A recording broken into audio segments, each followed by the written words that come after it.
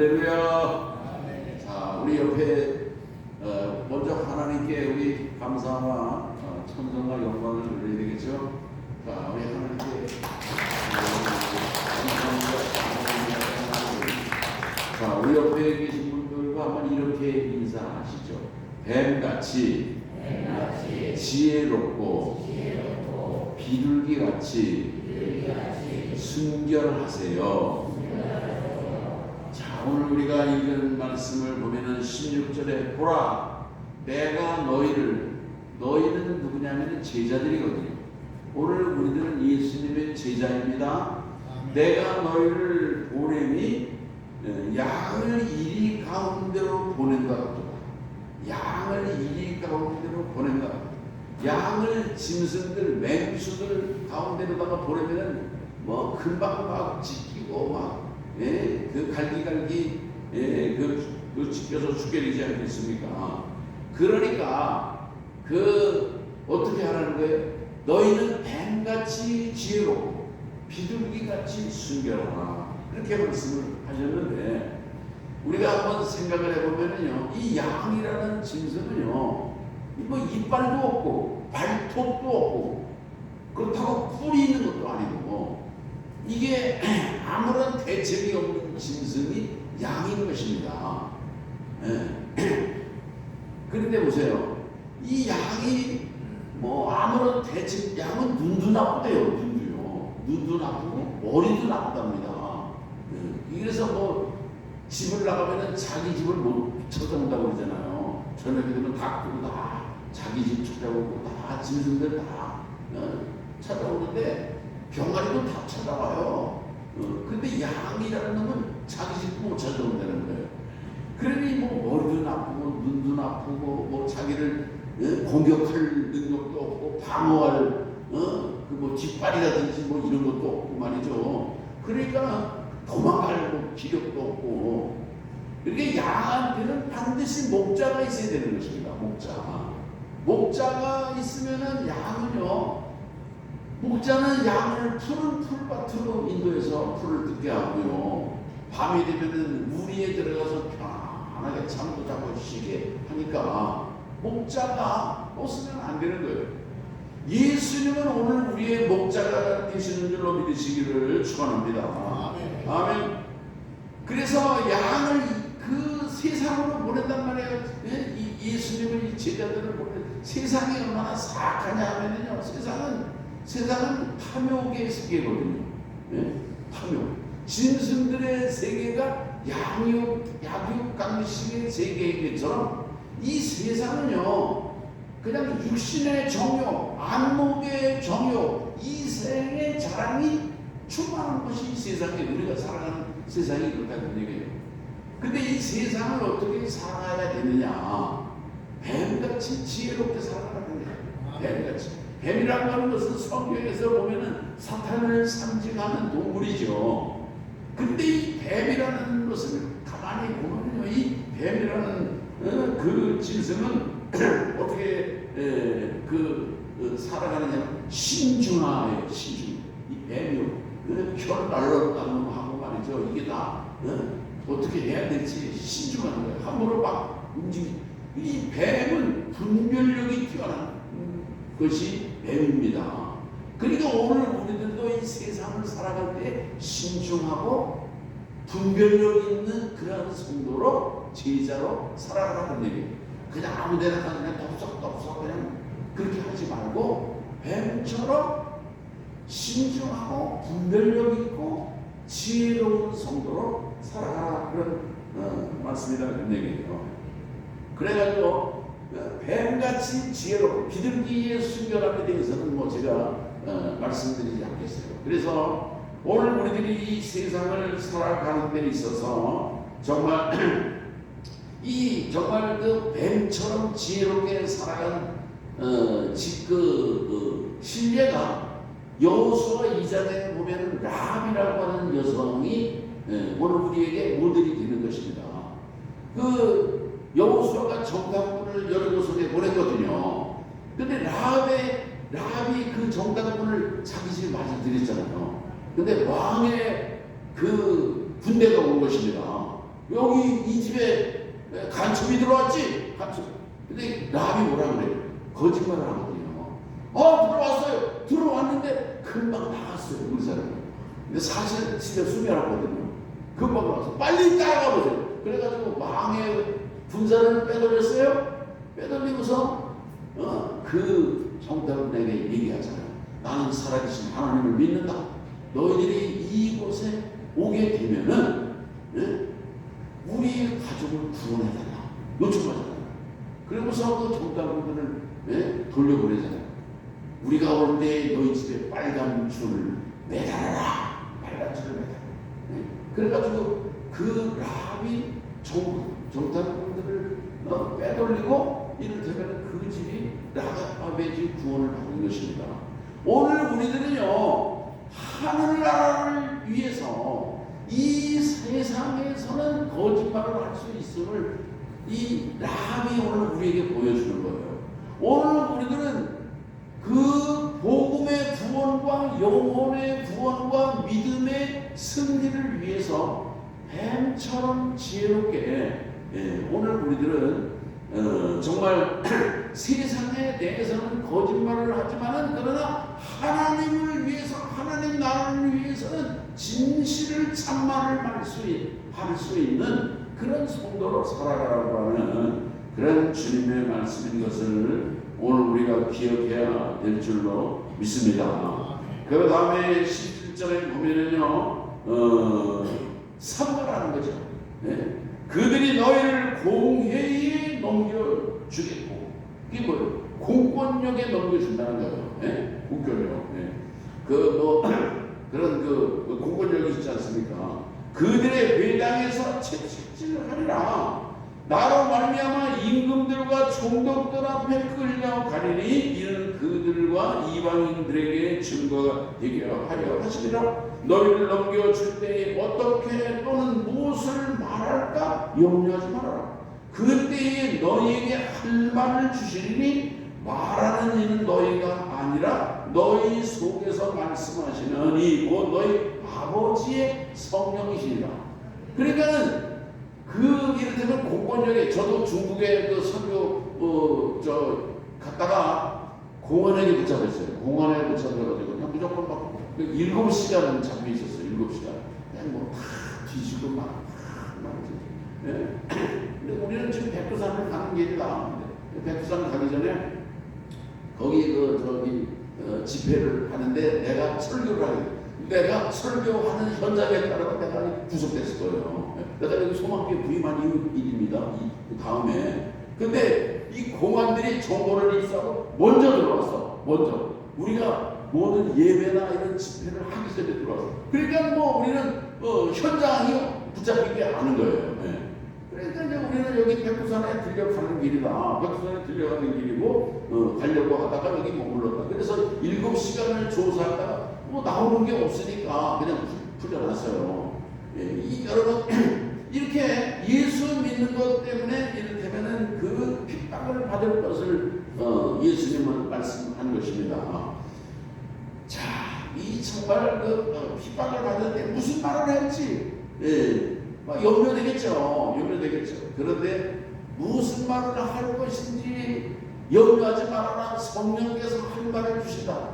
저는 가끔 이렇게 저도 이렇게 설교 그 원고를 다 작성을 하거든요. 설교 근데 어떤 때는요, 내가 계획하고 작성하는 설교 내용과는 또 다른 말씀을 하나님이 주시는 거예요. 설교를 하면서 이게 다 뭐냐면은 성령께서 주시는 것입니다. 성령께서 그 말씀을 감동을 주셔가지고 생각하지 않은 그런 말씀을 생각하지도 않았던 말씀을 주셔서 선포하게 하고 그런 이제 경험을 종종 하게 되는 것입니다.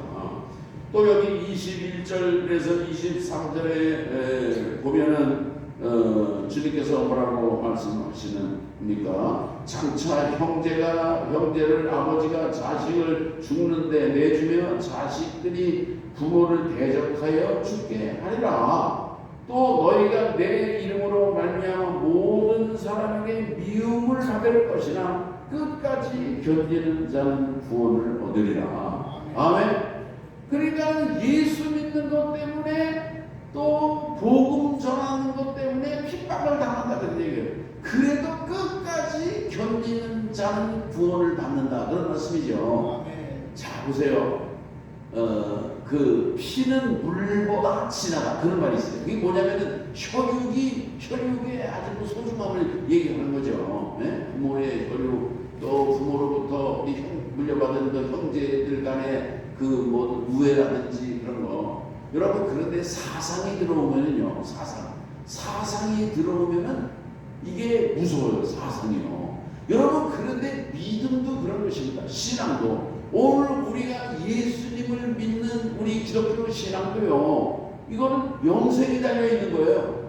영원한 생명과 영원한 죽음이 달려있는 진리의 복음이거든요. 그러니까 오늘 우리가 이런 그 기독교 신앙을 가지면 지금은 우리가 핍박이 다 끝났어요. 우리 대한민국에서 우리가 신앙생활을 하기처럼 좋은 나라가 여러분 전 세계도 그렇게 많지 않습니다.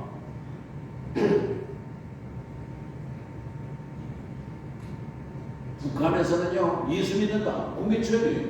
성경을 가지고 있어. 뭐 성경을 가졌다고? 젊은 학생들도 공개처형을 당해요. 이 북한인 것입니다. 우리 한반도 안에서도 일어나요. 중국 같은 곳은 어떻습니까? 중국은요, 그 시진핑 정부가 권력이 강화돼가지고서 수십 년간 중국에서 선교 활동을 했던 선교사들을 다 추방했어요.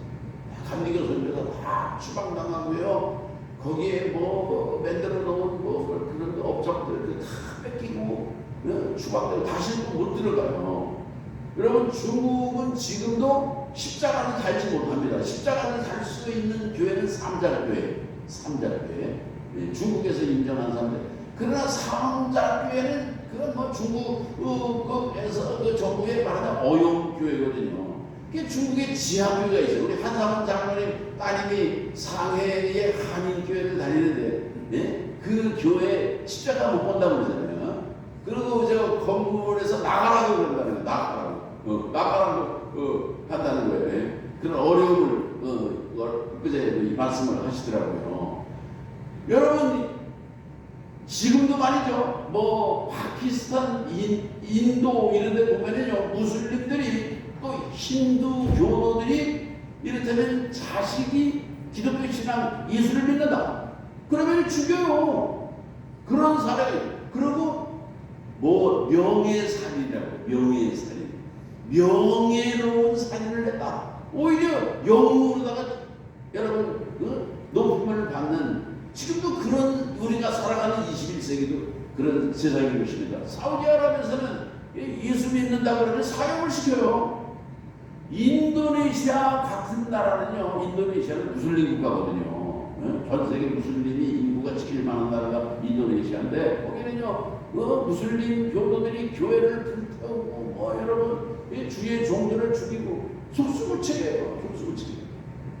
오늘 우리가 이렇게 자유롭게 신앙생활을 하게 된 것은요, 지금은 뭐 우리 핍박이 없지만 옛날에 기독교인들 복음 전하다가 순교하고 핍박당하고 그런 사람들이 얼마나 많은지 몰라요. 천주교인들 특별히 많이 아주 집단으로 얼마나 많이 죽었는지 몰라요. 천주교가 오죽하면은 조상 제사 드리는 거를 용납하잖아요. 제사를 수용한 거예요. 그런 뭐 조상도 모르는 놈들이야 이런 다 주교에 내려가지고 얼마나 많은 뭐 수백 명, 수천 명이 죽임을 당하니까. 그러니까 지금도 뭐 천주교의 그 순교 유적지가 이렇게 성지로다가 천주교에서는 이렇게 높이 고향하고 거기도 방문하고 그러지 않습니까? 오늘 우리들은요, 예배에 모일 때마다 오늘 우리들은요, 나라를 위해서 기도해야 돼요. 우리 대한민국 평안을 위해서 기도하고, 우리가 이렇게 정말 예배 생활과 신앙 생활이나 모든 정말 어려움 없이 자유롭게 살아가는 이런 은총에 대해서 옛날 그 믿음의 선조들이 희생됐기 때문에, 순교의 피를 흘렸기 때문에 오늘 우리가 이 평화를 누리게 된 것입니다. 오늘 우리들은 모일 때마다 이 나라를 축복하고 이 나라의 평화를 위해서 우리 대전광역시의 정말 안정을 위해서 오늘 우리들은 축복하고 기도해야 될 줄로 믿습니다. 또 오늘 여기 예수님께서 이제 뭐라고 말씀을 하십니까? 23절에 보면은요, 이 동네에서 너희를 박해하거든 저 동네로 피하라. 여기서 박해를 해, 핍박을 해. 그러면은 저 동네로 피하라 그런 얘기예요. 내가 진실로 너희에게 이르노니 이스라엘의 모든 동네를 다 다니지 못하여 인자가 오리라. 오늘 우리들이요, 순교에 뭐 이렇게 그 상급이 크다고 그러지만 예수님은 순교를 자원해서 하라고 하지 않았어요. 이 동네에서 피하냐? 그럼 저 동네를 피하냐? 저 동네 가는데 또 핍박이 있어. 그럼 또 다른 동네로 가요. 그렇게 예수님은 이 제자들에게 말씀을 하셨다 이런 얘기예요. 오늘 우리들은 어쩔 수 없이 뭐 핍박을 받아가지고서 어쩔 수 없이 뭐 순교를 하게 되면은 그 받아들일 수밖에 없죠. 오늘 우리들은 믿음을 지키고 목숨을 걸고 오늘 우리들은 신앙을 사수해야 될 것입니다. 그렇지만은 믿음 생활하고 복음을 전한다는 이유로 상식에 벗어난 이게 사람들의 보편적인 그 공감대라는 것이 있잖아요. 상식의 기준을 벗어나는 무례한 그런 행위라든지 법을 어기는 일을 한다든지 질서를 허무는 일을 한다든지 그건 우리 성도들이 예수 이름으로 기독교 신앙이라는 이름으로 할 일이 아닌 것을 예수님은 우리에게 가르쳐주고 있는 것입니다. 오늘 우리들은 복음을 전할 때에도 정말 뱀같이 지혜롭고 비둘기같이 순결한 그래서 믿음의 승리자들이 되실 수 있기를 바라는 것입니다.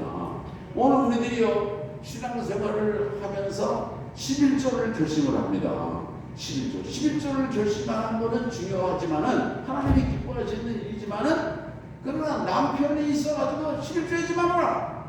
너는 내가 모르는데 네가 왜 11조 하느냐? 반대하잖아요. 반대하면은요, 그러면은 그렇다고 나는 11조를 목숨을 걸고 하겠다. 그건 뱀같이 지혜로운 모습이 아니에요.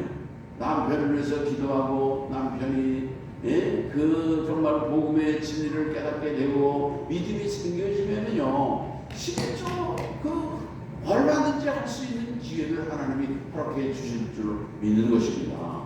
오늘 우리들은 예수님께서 뱀같이 지혜로 오늘 우리들은 세상을 살아가면서 할 수만 있으면 모든 사람들과 더불어 화목한 그런 인생을 살아야 되는 것입니다.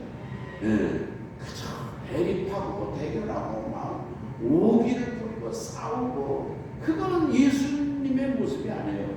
오늘 우리들은 겸손함으로 나보다 남을 낮게 여기고 그러는 가운데 오늘 우리들은 주님의 선한 뜻을 이루어드리는 복된 제자로 살아갈 수 있기를 바라는 것입니다. 여기 마지막에 보면 이스라엘의 모든 동네를 다 다니지 못하여 인자가 오리라. 예수님은 다시 오십니다. 예수님은 다시 오신다는 약속을 했어요. 오늘 우리 성도들도 예수 재림의 소망을 가지시기를 바랍니다. 오늘 우리가 지금 이제 지키는 성탄절기는요, 초림 예수님, 이 땅에 처음 오신 아기 예수로 초림하신 예수님을 기억하고 경축하는 절기가 성탄절이거든요. 그러나 예수님은 이 땅에 오셔서 3년간의 공생의 사역을 하셨어요. 십자가를 지시고 죽으시고 3일 만에 부활하시고 하늘나라로 승천에 올라가셨어요. 올라가시면서 하신 말씀이 인자가 다시 오리라 그랬거든요. 예루살렘 사람들아, 너희가 본 예수는 하늘로 올라가심을 본 그대로 오시리라고 했어요. 그러니까 예수님이 재림하실 때는요, 도둑같이 온다는 말씀도 있지만 모든 사람들이 그거는 그날과 그 시점에 대한 얘기죠. 그러나 예수님이 오실 때는 온 세상 만민들이 다 아는 그런 이를테면 광경 속에서 예수님이 오시는 것을 성경은 분명히 말씀하고 있는 것입니다.